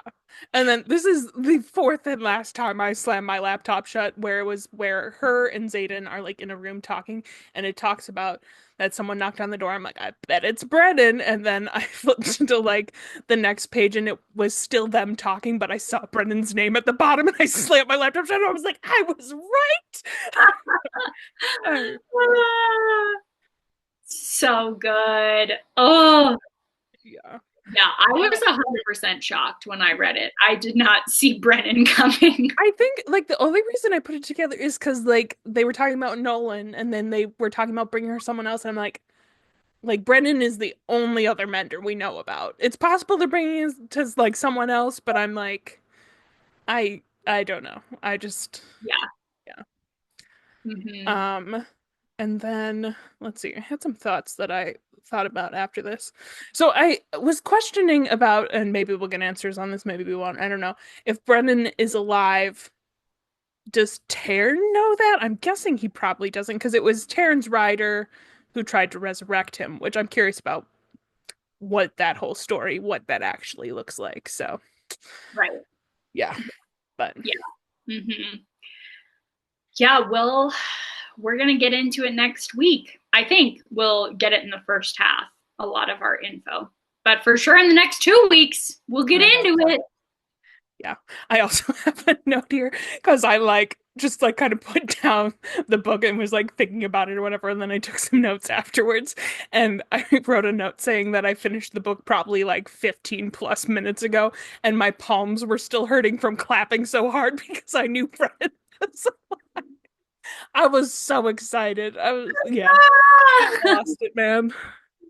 Oh man, so good. Okay, what rating did you end up giving the book? I think I saw it on Goodreads. You probably did. Yeah, I posted my little story graph wrap up for 2024. And this was one of two books all year that I gave 5 stars to. So This is only I one of two? this and Assassin's Blade. Those were Wow. I gave 5 stars to. I don't know. I read a lot of at the beginning of the year because I also posted that mood chart that they have. Had a lot of really light reads until like pretty much when we started Twilight, and then was reading other things on the side too, and it just was like straight line and then just went down. It was very dramatic. So I think I read a lot of like lighter reads that like since they weren't as dramatic, I wasn't Yeah, super invested in them kind of thing, which is why I don't think I gave as many 5 stars this year. But yeah. You read the whole Bridgerton series this year, right? I did, which I think most of those were like 3-ish stars. I really enjoyed reading them, but they're silly. Like, so yeah. Funny. Um, but yeah, I really, really liked this book, and it was very captivating, and there was a lot to it. And I really liked being able, like, I think I really liked it because a lot of the writing is like what I would do if I was writing a book kind of thing. Because when I had the note about Brendan, and I'm like, I feel like a lot of the time when I read books, I have crazy theories that I'm like, no, that's not going to happen. I'm getting too excited about it. And then it was true. And I'm like, I love this. So I just got excited about like these.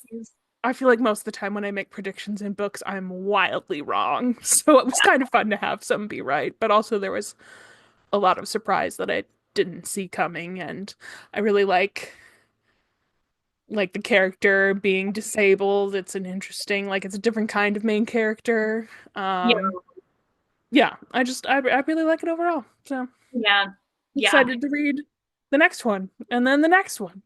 Mm-hmm. Years from now, the next one and the next one. Yeah, I wonder. I also gave it a 5 star when I first read it. Yeah, and I feel like I caught more details upon the second read through. So, yeah, that was good. One of my favorite things is when you have a series tie together a lot of like loose details from earlier books. Um, yeah, that's one of my like favorite things when then like you go along thinking like, oh, what they like left all these things and then you find out actually it was like an intentional part of the plan and they tie it all together. Mhm. And I feel like Fourth Wing does that, though they do it way faster because they cover like what feels like could be the plot for like 2+ books, 2 or 3 books in other series is like one book for Rebecca Yarros. Um, I've only read this series by her. It's her only fantasy series. So I don't Oh, know if okay. yeah, she has a fair amount of other books, but they're like just romances, I believe. They're not Okay. fantasy. Yeah, I had seen some of her other ones, like people talking about them, but I didn't know much about the details. But I didn't realize this was her only fantasy one. But Mm-hmm. Yep. Yeah. And definitely her biggest yeah, series for yeah. sure. So yeah. Um, yeah, so I don't know. Oh, anyway, she ties in a lot of details then just at the end of the book and more stuff comes up later, but those are some of my favorite things.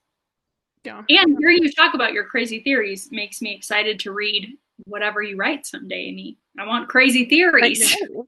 I know. I literally have my predictions. I had them written out from last week. I had 4 predictions written out, and all of them came through during this section because we had, I mean, Zayden and Violet can read each other's mind, or Zayden can read Violet's mind, is what I was saying. Xaden and Violet end up together. Those were both wyverns are real, and then a dragon is going to die, causing the death of their rider, which was devastating. Oh. So sad. Yeah. Yeah. Oh Which man. and then my two predictions that I kind of made this week have half come true already because I had Xaden's father didn't kill Brennan at the battlefield. Reports are falsified, which we don't know all the details about. So, but Brennan isn't dead. So, and then Mira and Dane are going to end up on the opposite sides of a war from Violet and Xaden, which definitely Dane. Yeah. So yet to come with Yeah, what's we going on. definitely have the start brewing. Yeah, yeah. Which Yeah. I'm also so curious to see how this whole thing with Brennan happens because I Mira doesn't know he's alive. Who knows he's alive? Does anybody? I mean, Xaden did. I don't know. It'll be interesting. So many questions. Yep. So many questions. Um, yeah. Yeah, we got a lot coming up in this next book that I won't even talk about because there's so much. Okay, I was going to share two fan theories from the end of this book, one of which I've decided we're not going to talk about because I think it'll be more interesting to discuss in the next book. Okay. But the ones we'll talk about are all the fan theories around Xaden and Violet's relationship. Now, specifically, the fan theories are going to reference romantic characters in the SJM universe. So if you have not read the specifically A Court of Thorns and Roses or Throne of Glass series, do not listen. Amy, you already know this in Throne of Glass, so it's okay. I was about to ask. Yes. I want the tandem read for anybody who's also in the middle of it. So yeah, you'll be fine. Yeah, you're fine as long as you have read Assassin's Blade. Then you're fine. Okay, because it's about Sam. Okay, so people have a lot of theories if Xaden and Violet are endgame. Mostly people don't think they're endgame. We have the Dane theory. We have some people think he's going to be the Tamlin and he's going to have like a big twist and turn. Some people think he's going to be the Sam Cortland and get killed off as like a real love of Violet's who then is murdered. We have a lot of thoughts on this. Apparently, I have heard again on TikTok, I didn't see the actual interview, but apparently Rebecca Yarros has said Sam and Violet, Xaden and Violet are endgame. Apparently she's confirmed that, but the internet does not believe her at all and has had a lot of fan theories regardless. Also, why would you say that? yeah. I also So, what yeah, Rebecca Yarros, she's a bit older, isn't she? So she's in like her 40s. I think I looked that up. maybe in her 40s, but I think I was gonna say something pretty judgmental where she didn't actually know what endgame meant. But I'm like that they get together. Like I just am like, yeah, why I can't imagine any author confirming that in the middle of a series that they're writing. yeah, I when don't, you have two of your 5 books released, yeah, that seems crazy. it seems crazy to me. Yeah. Um yeah. Anyway. Yeah, there's a lot more that I want to talk about here that we'll have to revisit the subject at the end of book 2. Yeah, But yeah, this discussion makes me really question one of the spoilers I saw and that I might be incorrect about it. And I hope I am, but I'll write down what the spoilers I saw were so we can talk about them at the end of Iron Flame.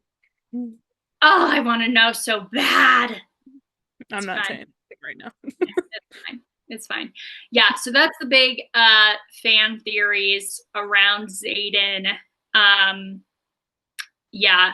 Again, we already talked about it, but the second fan theory that I was going to talk about at the end of last week's podcast, but decided to wait until, was that Zane could touch Violet anywhere and read her mind. It was not just around her temple. But we find out, we pretty much have confirmed in this section that it's her face, I feel like. But yeah, there are people who think it's like even if he touches like her hand or grabs her arm or something, he can read her recent memories. I'm wondering if those people just didn't pick up on how often he touched her face, because he Yeah, does it a lot. so often. So, yeah, those are my big fan theories to add. I did a lot less like research on different specific topics because there was just so much in this freaking section, just the plot of the book. Yeah, So, yeah, crazy, man. yeah, I really enjoyed the book. yeah, yeah, me too. So refreshing to read something very like plot driven, strong character arcs. Yeah, really good. Mostly Violet has a character arc in this one. Um, but yeah, yeah. Next book. I'm curious your thoughts. I liked slightly less than Fourth Wing, but I think I still gave it a 4.5 stars. And it's still good. It just has one of my least, two of my least favorite tropes in it. I'm Which, thinking about what I know, what your least favorite tropes are. Miscommunication comes to mind, which I could definitely see happening with. That's the other thing with how this book end. I just don't know how Violet and Satan's relationship is going to be going forward. Because also, he knew Brennan was alive. Like, that's huge.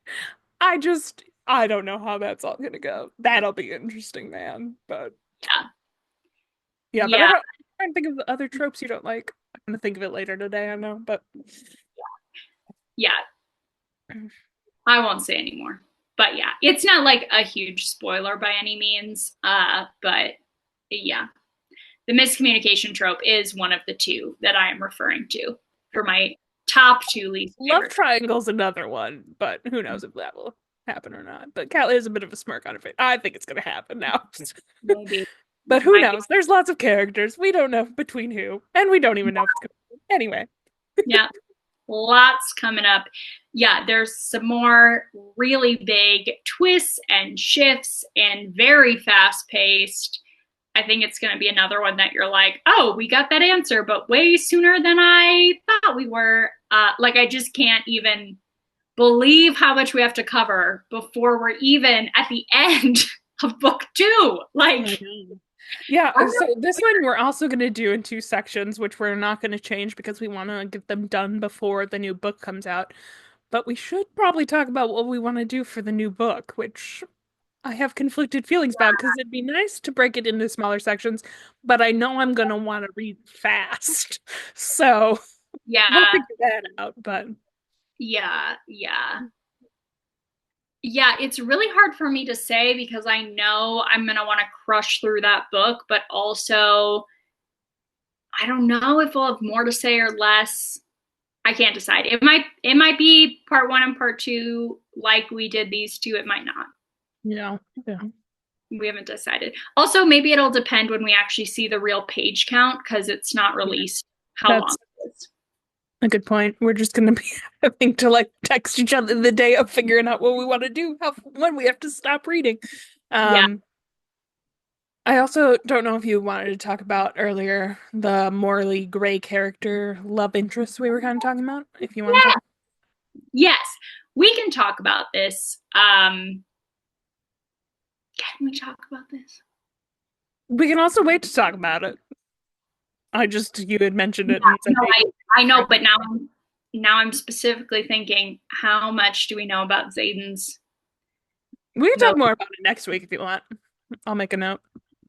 Let's talk about it next week just to be safe. The general consensus is that um, you're not actually being morally gray means that your morals are like more motivated by you intrinsically and doing shady things in the name of protecting other people does not make you morally a questionable character. That means your morals are right. You're just fighting the system. Yeah, I think it's pretty easy to view characters as morally gray when you don't fully agree with the person's morals, or something, or yeah. But I think I think people forget how complex people are and that it's like there isn't a simple solution to a lot of things. And obviously, I don't really know exactly what we're talking about with this. I'm sure I'll learn more next week, but like, yeah, I don't know. People Yeah. are, Yeah, we'll talk more about it when we get more specifics on everything Zayden knows and more details as he shares with Violet. But obviously, we know the rebellion was not about rebelling from the country or trying to get control or whatever, and it was about helping other people. And we know that Zayden breaking the rules to give weapons has been to help other people. yeah, yeah, But even in this book, I feel like we find that out so back to back. Like we know he's been sneaking out, but it would feel so different if we were just left, like if when Violet caught him, she knew he was smuggling weapons. And then we had to wait until finding out about the venom and that it was in defense of other people. But we find out right away, like within that chapter. So, yeah. I'm very curious to see how their relationship moves forward because we didn't really talk about it, but Violet basically was like, "Yeah, we're not a thing anymore." Kind of was just like shutting that down at the end. We also learned at the end that I don't know how you pronounce the land that Arisha, is that how you pronounce it? I don't know. Yeah. But that it was burnt down and it is being rebuilt and essentially is Zayden's like land. So Yes. Yeah. there's that minor detail. Mhm. Yeah. Do we learn how much is Zayden's land? I'm blanking. I read it a few. Well, let's see what exactly is said. It's pretty vague. It just says that he's like saying, "Oh, we're just not advertising our existence," and then he says not out loud, but which is also the reason this place is still technically dot dot dot mine. Nobles weren't exactly eager to throw their money at a scorched city or to be taxed on unusable land. Eventually they'll notice, eventually I'll lose it, then I'll lose my head. So that's all that's really said about it. But Okay. Okay. So also, we're at the end, Zayden's cousin Bodhi says something about, I think it's pronounced Serena is alive, which I looked up that name. That's the only time that name is said. I'm wondering if because it specifically asked about any word from the flyers. I'm guessing that that's the flyer that we met, yeah. right? Okay. Yeah. It Her is. sister is also alive, but the rest are not. So, Yeah. Yeah. Yeah. Those are two things that are quite important going into the next book. yeah. So, yeah. Cool, cool. Yup. Yup. Oh man. Um. Oh, also, I had a note on the end chapter 39. We were just so focused on I, about Brennan is alive, what the heck, that I I'm know. looking back at my other notes that I had, where Xaden talks about that he'd forgotten what it felt to be truly loved, blah blah blah. It'd been so many years since his dad had died, and then he said, and mom, dot dot dot, not going there. We know nothing about his mom at this point, right? Okay. Correct. Just was confirming that. I'm like, I don't remember anything, but okay. Yeah. Yeah. Mm-hmm. There More are to a lot of about lots the yeah, there are lots of fan theories about Zayden's mom that we'll chat more about later. I don't know what that noise I just made was, but It was cute. I liked it. Okay, well, let's end it there. Amy, what are we reading next week? We start Iron and Flame. Where are we reading until? yes, we are reading chapters 1 through 36 of Iron Flame. Wow, Just wow, a wow. couple, which is kind of crazy because this book had 39 chapters, but I'm guessing there. Well, no, I did see that's the thing when you read digital books and don't have the physical books. I saw someone on TikTok going through like books the other day and they had a copy of Iron Flame. I'm like, that book is huge. Yeah, So that'll it be a is. lot. My favorite thing is to go to a bookstore because I primarily read on my Kindle. And I love when I finish a series and I go to the bookstore and just hold the whole series in your hand. Yeah. It's so satisfying. Or I remember specifically the Crescent City series. I read the entire series in 20 days. And then I just held those books and was like, look, Will, look at what I've done. Yeah. I know. I have mentioned before that I use Storygraph, and they recently came out with a thing where it summarizes like your month and the reading you did. And they have a thing where it graphs how many pages you read each day. And I've never tracked like my pages. I track when I finish a book, but this year that's my goal is to start tracking my pages so I can see that. So each month I'll have that, and I think it'll motivate me more to continue reading also, because I definitely go through reading slumps random points in the year, you know. But Yeah. Yeah. yeah. Oh, But there's man. something about having the actual physical books too, which is just I crazy. know. Yeah. These are People, some big books, and I forget it sometimes. yeah. Yeah.